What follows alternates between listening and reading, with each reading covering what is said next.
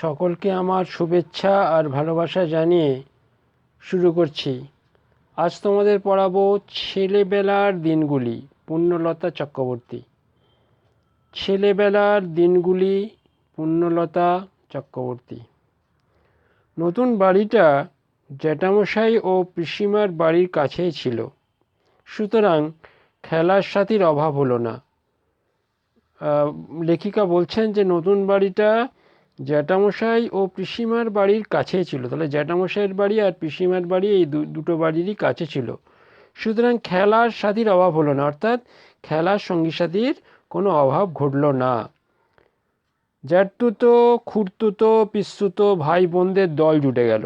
তাহলে খেলার সাথী হিসাবে জুটলো কারা? না জ্যাঠতুতো, খুড়তুতো, পিসতুতো ভাই বোন, এরা খেলার সাথী হিসাবে জুটে গেল। ছাদের এক কোণে ঘোলা জলের ট্যাঙ্ক থেকে গঙ্গা মাটি তুলে জমা করা ছিল, তাই দিয়ে গোলাগুলি বানিয়ে ভীষণ যুদ্ধ শুরু হলো। তাহলে দেখো, ছাদের এক কোণে ঘোলা জলের ট্যাঙ্ক, সেই ট্যাঙ্ক থেকে গঙ্গা মাটি তুলে জমা করা ছিল ছাদের এক কোণে, সেইগুলো নিয়ে কি হলো, তাই দিয়ে গোলাগুলি বানিয়ে ভীষণ যুদ্ধ শুরু হলো। তাহলে তাই দিয়ে গোলাগুলি বানানো হলো, ভীষণ যুদ্ধ শুরু হলো, মানে এটা খেলার যুদ্ধ, সত্যি সত্যি যুদ্ধ নয়, খেলার যুদ্ধ শুরু হয়ে গেল। সেই যুদ্ধের নাম দেওয়া হয়েছিল পড গুলটিশ ওয়ার। তাহলে সেই যুদ্ধের নাম দেওয়া হয়েছিল কি না, পড গুলটিশ ওয়ার। নরম কাদার গুলিতে খেলা বেশ ভালোই চলছিল। তাহলে গুলিগুলো কেমন ছিল? নরম কাদার। সেই কাদার গুলিতে বক্তা বলছেন খেলা বেশ ভালোই চলছিল। হঠাৎ কি কুবুদ্ধি হলো, গুলিগুলোকে বেশ লাল করে পুড়িয়ে নিলাম। তা মাথায় হঠাৎ কুবুদ্ধি মানে খারাপ বুদ্ধি উপস্থিত হলো। সেই খারাপ বুদ্ধি উপস্থিত হয়, তারা কি করলো, গুলিগুলোকে পুড়িয়ে নিয়ে লাল করে নিল, লাল করে পুড়িয়ে নিল। মানে শক্ত হয়ে গেল, নরম আর থাকলো না, শক্ত হলো। দুপুরবেলায় যখন চাকর বাকররা বিশ্রাম করতে যেত, তখন চুপি চুপি রান্নাঘরে ঢুকে মোরা উনুনের মধ্যে গুলি গুঁজে দিয়ে আসতাম। ওরা উনুন ঝাড়বার সময় সেগুলি বেছে ধুয়ে আমাদের দিয়ে দিত। তাহলে তারা কি করতো, রান্নার শেষে দুপুরবেলা যখন চাকর বাকররা বিশ্রাম করতে যেত, তখন তারা চুপি চুপি রান্নাঘরে ঢুকে মোরা উনুনের মধ্যে গুলিগুলো গুঁজে দিয়ে আসতো। আর সেই উনুন থেকে চাকর বাকরেরা ঝেড়ে, অর্থাৎ উনুন ঝেড়ে, উনুন যখন ঝাড়তো তখন তারা এই গোলাগুলিগুলো দিয়ে যেত। কিন্তু তাতে দুপক্ষই এমনভাবে আহত হতে আরম্ভ করলো যে আমাদের রান্নাঘরে যাওয়াই বারণ হয়ে গেল। এখন পোড়ানো গুলি শক্ত হয়ে গেছে, নরম কাদার গুলি যতটা আঘাত না করে, পোড়া গুলি কী করতো, প্রচণ্ড আঘাত করতো। সেই আঘাতে কী হলো, তারা আহত হতে লাগলো, মানে ক্ষতবিক্ষত হতে লাগলো। সেই জন্য কী হলো, রান্নাঘরে যাওয়া বারণই হয়ে গেল। আরেক দিন জ্যাঠামশাইয়ের বাড়িতে পটগুলটিস খেলা হচ্ছে। হঠাৎ একজনের হাতে গোলাটা ছিটকে সিঁড়ির ছাদের তলার দিকে লেগে একেবারে ঘুঁটের মতো চ্যাপ্টা হয়ে সেটে রইল। তাহলে কী হলো, আরেকদিন না জ্যাঠামশাইয়ের বাড়িতে সেদিন পটগুলটিস খেলা চলছিল, হঠাৎ কী হলো, একজন হাত থেকে গোলাটা ছিটকে সিঁড়ির ছাদের তলায় যে সিলিং, সেই সিলিংয়ে লেগে গেল, লেগে গিয়ে ঘুঁটের মতো কী হলো, চ্যাপ্টা হয়ে রয়ে গেল। ভারী মজা, সবাই মিলে ঘুঁটে দেওয়ার পাল্লা শুরু করলাম। তাহলে সেটা দেখে তাদের ভারী মজা হলো যে ঘুঁটের মতো বেশ সেটা তো আটকে গেছে, তাই সবাই মিলে কি করলো, ঘুঁটে দেওয়ার পাল্লা শুরু হয়ে গেল। দেখতে দেখতে ছাদটা কাদার ঘুঁটেতে ভর্তি হয়ে গেল। তাহলে দেখতে দেখতে ছাদটা কী হলো, ঘুঁটের কাদাতে ভর্তি হয়ে গেল। এমন সময় জ্যাঠামশাইয়ের পায়ের শব্দ শুনে যে যেখানে পারলো লুকিয়ে পড়লো। তাহলে এমন সময় জ্যাঠামশাই আসতে লাগলেন, তার পায়ের শব্দ শুনে বক্তা এবং তার সঙ্গীরা কি করলো, যে যেখানে পারলো লুকিয়ে পড়লো। জ্যাঠামশাইকে ও বাড়ির ছেলেরা ভীষণ ভয় করত। তাঁর চেহারা আর গলার আওয়াজ ছিল গম্ভীর। শুনতাম তিনি মস্ত বড় খেলোয়াড়, গায়ে খুব জোর আর রাগও খুব। তাহলে ছেলেরা জ্যাঠামশাইকে ভয় পেত কেন, তার চেহারা আর গলার আওয়াজ ছিল খুব গম্ভীর। হ্যাঁ, আর একটা কী জিনিস না, তার গায়ে খুব জোর, তিনি মস্ত খেলোয়াড়, এবং সবথেকে বড় কথা রাগও ছিল খুব বেশি। সেই জন্য ছেলেমেয়েরা তাকে ভয় পেত। আমরা কিন্তু কোনোদিন তার রাগ দেখিনি। তাহলে বক্তা বলছেন যে আমরা তার রাগ কোনোদিন দেখিনি। যখনই ও বাড়িতে যেতাম দেখতাম তিনি একমনে লেখাপড়া করছেন। যদি কখনো আমাদের দিকে চোখ পড়তো মৃদু হেসে দু একটা কথা বলতেন। তাহলে যখনই ও বাড়িতে বক্তা যেতেন তখন দেখতেন একমনে জ্যাঠামশাই লেখাপড়া করছেন। যদি কখনো তাদের দিকে চোখ পড়তো তাহলে মৃদু হেসে দু একটা কথা বলতেন। যা হোক, ওদের দেখা দেখি আমরাও লুকালাম। তাহলে ছেলে মেয়েদের দেখা দেখি বক্তা এবং তার দলবল লুকিয়ে পড়ল। জ্যাঠামশাই আনমনে কি ভাবতে ভাবতে আস্তে আস্তে সিঁড়ি দিয়ে উঠছেন, হঠাৎ থ্যাপ করে কি একটা তাঁর পায়ের কাছে পড়ল। চমকে উঠে তিনি গুরু গম্ভীর গলায় হাঁক দিলেন, এই কে আছিস, আলো আন। তাহলে জ্যাঠামশাই আনমনে সিঁড়ি দিয়ে ওপরে উঠছিলেন, এমন সময় কি হলো, কোথা থেকে কি যেন পড়ে গেল তার পায়ের কাছে। তিনি গুরু গম্ভীর স্বরে বললেন, আলো নিয়ে আয়, কে আছিস, আলো নিয়ে আয়। চাকর ছুটে গিয়ে সিঁড়ির আলোটা উস্কে সামনে ধরতেই দেখা গেল এক তাল থল থলে কালো মতো কি জিনিস। ধমক দিয়ে বললেন, এটা আবার কি, কোত্থেকে এলো? চাকর কাঁচুমাচু হয়ে বলল, আজ্ঞে, ছেলেরা কি যেন খেলা করছিল। তখন কি ভেবে হঠাৎ উপর দিকে তাকিয়ে ছাদের ছিঁড়ি দেখে জ্যাঠামশাই হো হো করে হেসে উঠলেন। আমরাও হাঁপ ছেড়ে বাঁচলাম। তাহলে তখন যে চাকর বাকররা সিঁড়ির আলো উস্কে দিয়ে সামনে ধরতেই দেখলেন কালো মতো কি একটা জিনিস। তিনি ধমক দিয়ে বললেন, এটা আবার কি, কোত্থেকে এলো? চাকররা কাঁচুমাচু হয়ে বলল, আগে ছেলেরা খেলা করছিল। তখন তিনি ছাদের উপরের দিকে তাকিয়ে দেখলেন এবং হেসে উঠলেন। এই হাসা দেখে ছেলেরাও হাঁপ ছেড়ে বাঁচল। আর একদিন চোর পুলিশ খেলছি, দাদা হয়েছে পুলিশ, আমি চোর। আমার হাতে সাপ মুখো বালা ছিল, তার একটা মুখ টেনে ফাঁক করে অন্য বালাটা তার ভিতর দিয়ে গলিয়ে দিব্যি হাতকড়ি বানিয়ে দাদা আমাকে ধরে নিয়ে চলল। তাহলে আর একদিন কী হয়েছিল না, চোর পুলিশ খেলা চলছিল। দাদা হয়েছিল পুলিশ আর বক্তা লেখিকা হয়েছিলেন চোর। আর বক্তা চোরের হাতে ছিল কি না, সাপ মুখো বালা। সেই সাপ মুখো বালা ফাঁক করে তার ভেতর দিয়ে দিব্যি আর একটা গলিয়ে হাতকড়ি বানানো হয়েছিল, এবং সেই হাতকড়ি বানিয়ে নিয়ে দাদা তাকে ধরে নিয়ে যাচ্ছিল।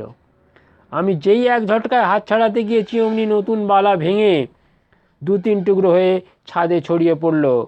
টুকরোগুলো কুড়িয়ে মার কাছে নিয়ে গেলাম। মা হেসে বললেন, তোমাকে দেখছি এবার লোহার বালা গড়িয়ে দিতে হবে।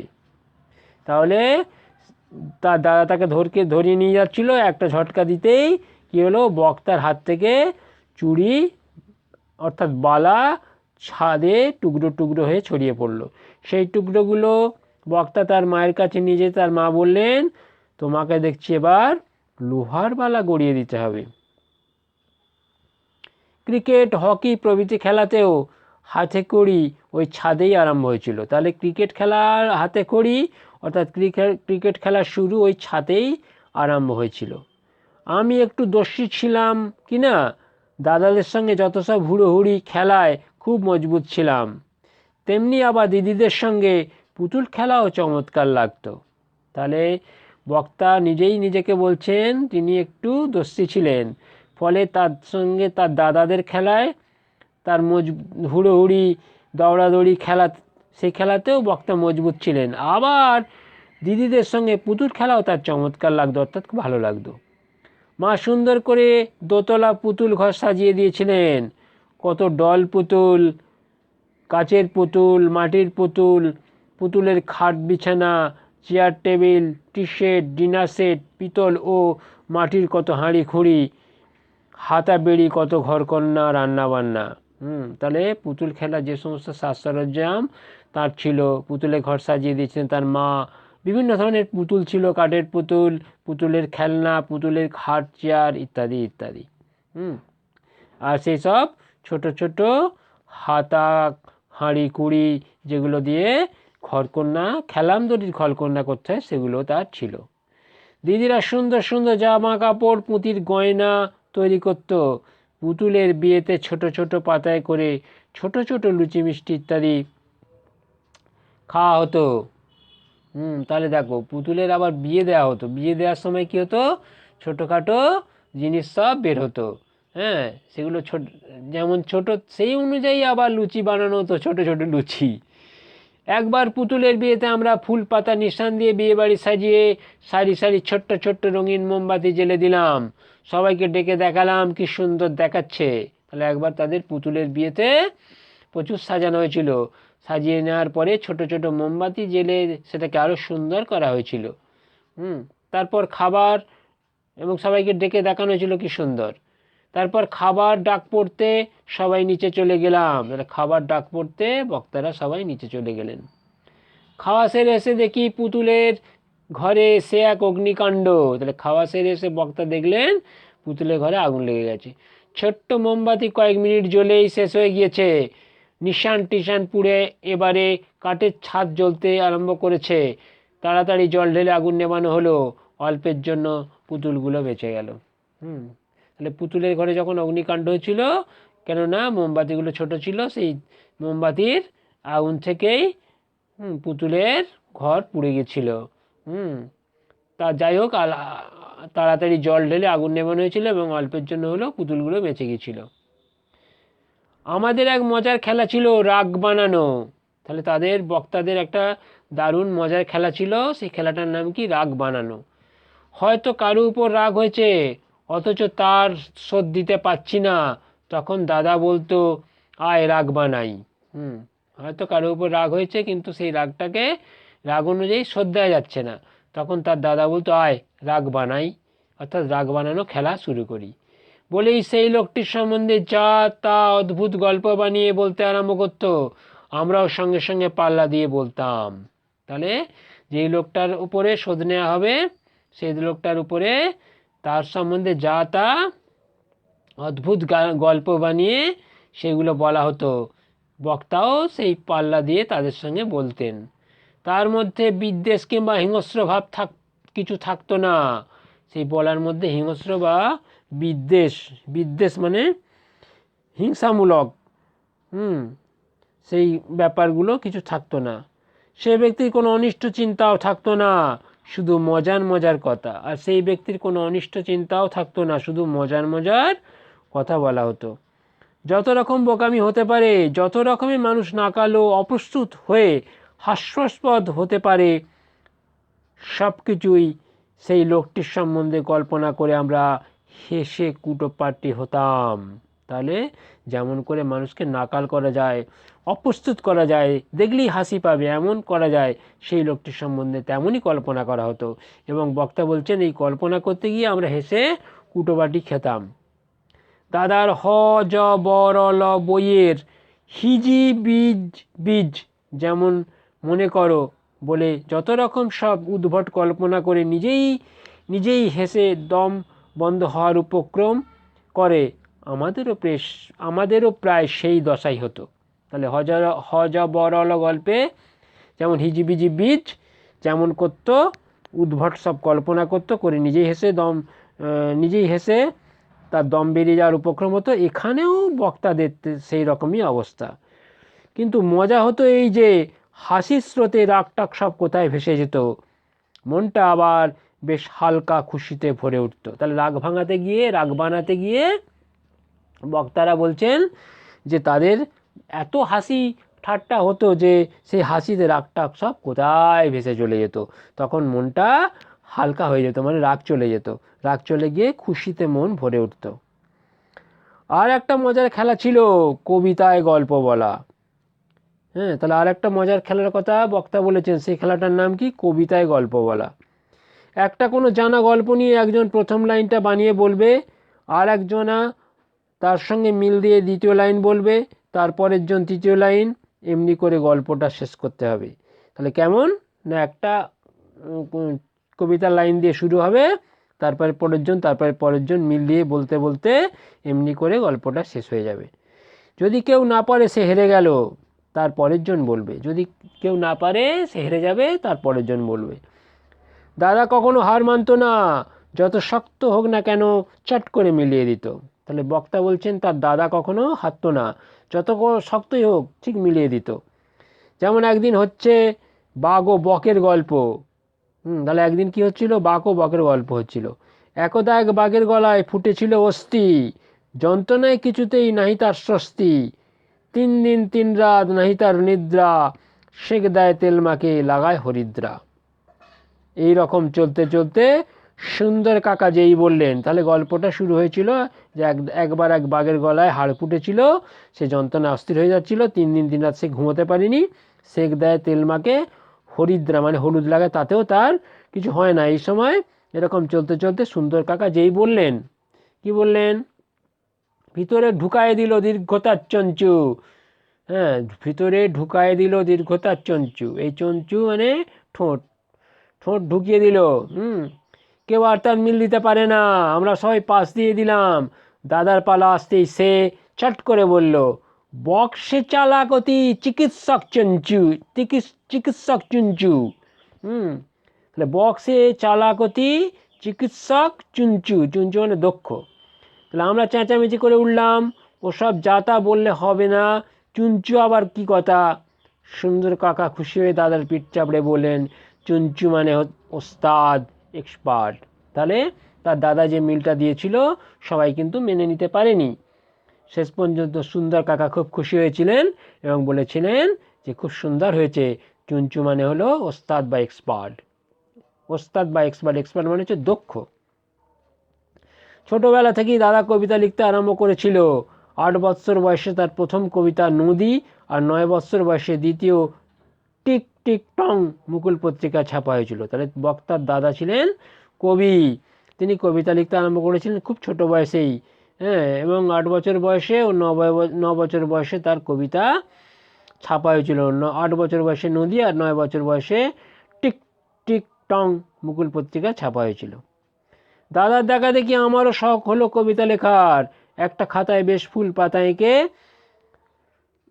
লুকিয়ে 2-1টা কবিতা লিখলাম, তারপর একটা গল্প লিখতে আরম্ভ করলাম।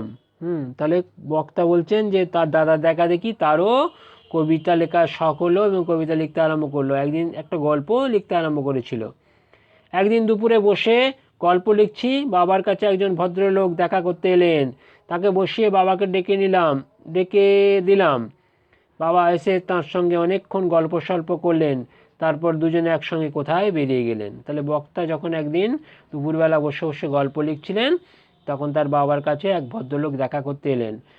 বক্তা উঠে গিয়ে বাবাকে ডেকে আনলেন, তার বাবার সঙ্গে সেই ভদ্রলোকের প্রচুর গল্প সল্প হলো, তারপর দুজনে একসঙ্গে চলে গেলেন। আমার খাতাটা টেবিলে ফেলে এসেছিলাম, ওরা চলে যেতেই তাড়াতাড়ি খাতাটা আনতে গিয়ে দেখি আমার সেই অর্ধেক লেখা গল্পটার পাতায় তারপর হলো কি বলে বাকি গল্পটা সেই ভদ্রলোক নিজেই লিখে শেষ করে রেখেছেন। তাহলে বক্তা তার খাতাটা ফেলে এসেছিল টেবিলে, সেই খাতাটা আনতে গিয়ে দেখলেন যে সেই খাতার বাকি গল্পটা সেই অচেনা ব্যক্তি লিখে দিয়েছেন, লিখে শেষ করে রেখেছেন।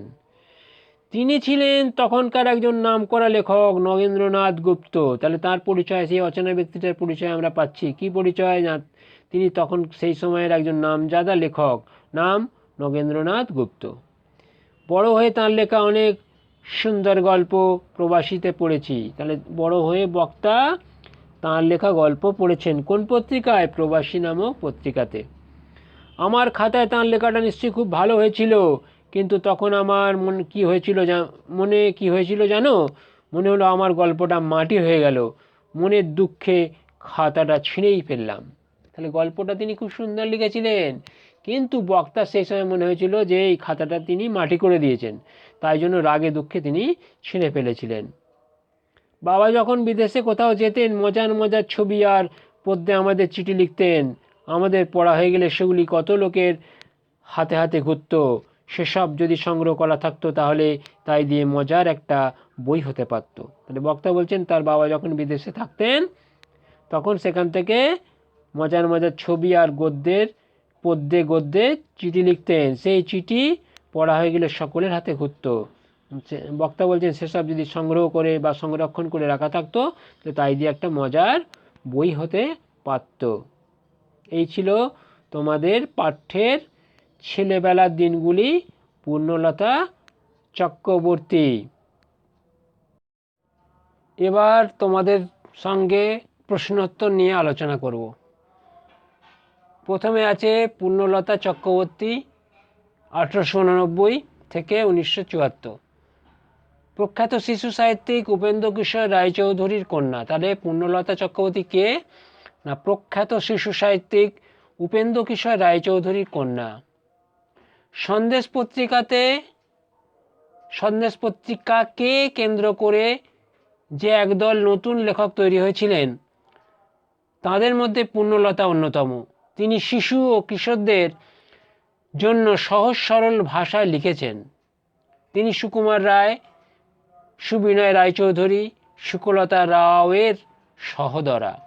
তাহলে তিনি কে না? সুকুমার রায়, সুবিনয় রায়চৌধুরী, সুকলতা রাও এদের সহোদরা, মানে এদের বোন। তাঁর রচিত গ্রন্থের মধ্যে উল্লেখযোগ্য ছেলেবেলার দিনগুলি, ছোট্ট ছোট্ট গল্প, রাজবাড়ি ইত্যাদি। এবার প্রশ্নে যাই।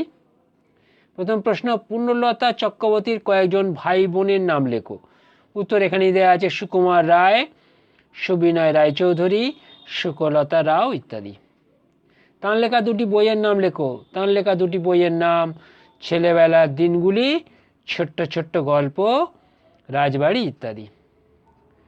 পরের প্রশ্ন, ক স্তম্ভের সঙ্গে খ স্তম্ভ মেলাও, মিলিয়ে লেখো। উনুন হচ্ছে আগুন। পটগুলটিস হচ্ছে খেলা। সিঁড়ি হচ্ছে বাড়ি। ঘুঁটে হচ্ছে গোবর।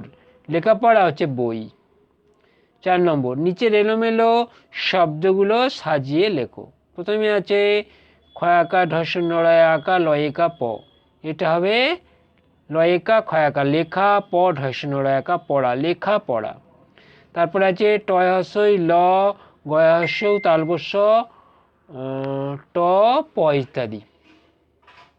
এটা হবে পটগুলটিস, পট গয়স্যৌ ল, গুল টয়স্যই তালবস্য টিস, পটগুলটিস। তারপরে হচ্ছে ঘ ল পয় হস্যৌ তয় হস্যৌ র। এটা হবে পুতুল ঘর, পয়স্যৌ তয় হস্যৌ ল, পুতুল ঘর, ঘর। তারপরে হচ্ছে রয়াকা ক ম দন্ত নয়াকা। এটা হবে নাম করা, দন্ত নয়াকা ম, নাম ক রয়াকা করা, নাম করা।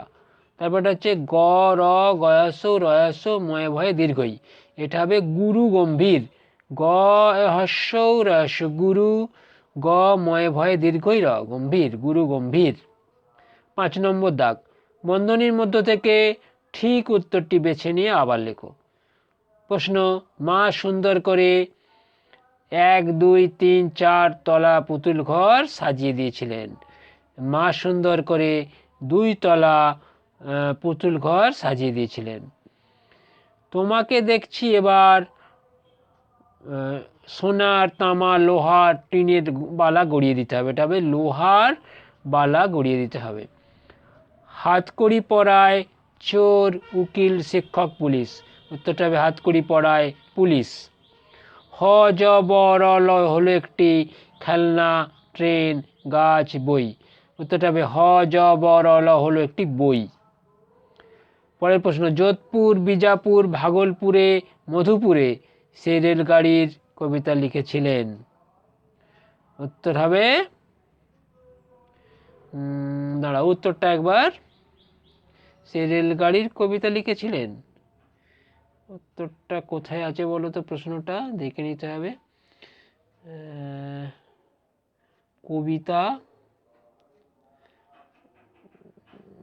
কবিতা লিখেছিলেন, এখানে কি কোনো বলা আছে কবিতা লিখেছিলেন? নিশ্চয়ই বলা আছে, আমরা সেটা পড়েছি হয়তো, কিন্তু খুঁজে পাওয়া মুশকিল হয়ে যাচ্ছে।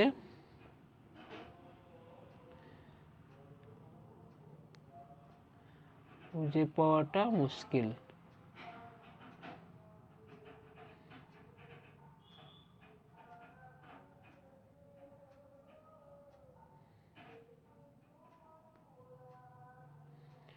না, কোথাও পেলাম না। তোমরা যদি পাও তাহলে আমাকে জানাবে যে কোথায় বসে তিনি লেখাটা লিখেছিলেন। এখানে আছে যোধপুরে, বিজাপুরে, ভাগলপুরে, মধুপুরে সেই রেলগাড়ির কবিতা লিখেছিলেন। এর উত্তরটা আমার জানা নেই, তোমাদের উপর ছেড়ে দিলাম, তোমরা খুঁজে বের করে আমাকে জানিও। পরের প্রশ্ন, কোনটি বেমানান চিহ্নিত করো। প্রথম প্রশ্ন, ঘুঁটে, উনুন, কামান, রান্নাঘর। দেখো, ঘুঁটের সঙ্গে উনুনের যোগ আছে, রান্নাঘরেরও যোগ আছে, কিন্তু কামান সম্পূর্ণ আলাদা, তাই কামানটা বেমানান। সিঁড়ি, চিলেকোঠা, বারান্দা, বাজার। দেখো, সিঁড়ির সঙ্গে চিলেকোঠার যোগ আছে, চিলেকোঠার সঙ্গে বারান্দারও যোগ আছে, কিন্তু বাজারের কোনো যোগ নেই, বাজারটা বেমানান। আলমারি, হাতকড়ি, চোর, পুলিশ। দেখো, হাতকড়ি, চোর, পুলিশের সঙ্গে, হাতকড়ির সঙ্গে চোর পুলিশের যোগ আছে, কিন্তু আলমারির কোনো যোগসূত্র নেই, আলমারিটা বেমানান। পরের প্রশ্ন, জ্যাঠা, দাদা, বাবা, কাকা। তাহলে জ্যাঠা, বাবা, কাকা এরা একটা সম্বন্ধযুক্ত, কিন্তু দাদাটা আলাদা হয়ে যাচ্ছে, দাদাটা তাই বেমানান। এরপরের প্রশ্ন, ঘটনা অনুযায়ী সাজাও। খাওয়া সেরে এসে দেখি পুতুল ঘরে সে এক অগ্নিকাণ্ড। দেখতে দেখতে ছাদরা কাদার ঘুঁটোতে ভর্তি হয়ে গেল। মনের দুঃখে খাতাটা ছিঁড়েই ফেললাম। আর একটা মজার খেলা ছিল কবিতায় গল্প বলা, আর শেষে হচ্ছে অল্পের জন্য পুতুলগুলো বেঁচে গেল। প্রথমে হবে দেখতে দেখতে ছাদরা কাদার ঘুঁটেতে ভর্তি হয়ে গেল, এটা হবে প্রথম। দ্বিতীয় হচ্ছে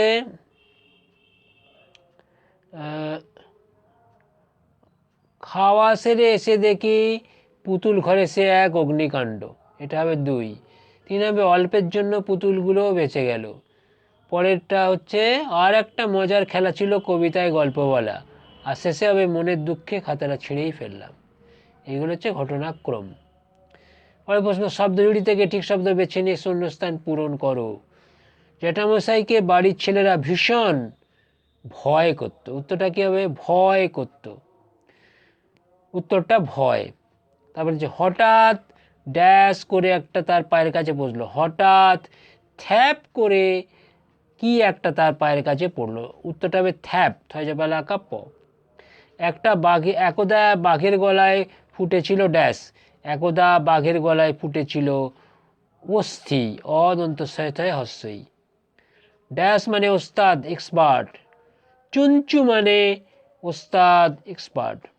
শেষ প্রশ্ন, শেক দেয় তেল মাখে লাগায় ড্যাশ, শেক দেয় তেল মাখে লাগায় হরিদ্রা। উত্তরটা হরিদ্রা। পরের প্রশ্ন, একটি বাক্যে উত্তর দাও। প্রথম, পাঠে উল্লিখিত নতুন বাড়িটি কোথায় ছিল? পাঠে উল্লিখিত নতুন বাড়িটি ছিল জ্যাঠামশাই ও পিসিমার বাড়ির খুব কাছেই। নতুন বাড়িটা ছিল কোথায়? না, জ্যাঠামশাই ও পিসিমার বাড়ির কাছেই। সেই নতুন বাড়িতে কিসের অভাব ছিল না? সেই নতুন বাড়িতে খেলার সাথীদের অভাব ছিল না। পরের প্রশ্ন, লেখিকা ও তার সঙ্গীরা কোথা থেকে গঙ্গামাটি জোগাড় করেছিলেন? উত্তর, লেখিকা ও তার সঙ্গীরা গঙ্গামাটি জোগাড় করেছিলেন, ছাদের পাশেই জমা করা ছিল গঙ্গামাটিগুলো। সেগুলো কোথা থেকে আনা হয়েছিল? না, সেগুলো ছাদের যে ঘোলা জলের ট্যাঙ্ক, সেই ট্যাঙ্ক থেকে গঙ্গামাটিগুলো ছাদে জড়ো করা ছিল। সেই ছাদে জড়ো করা গঙ্গামাটি নিয়েই তারা খেলতো।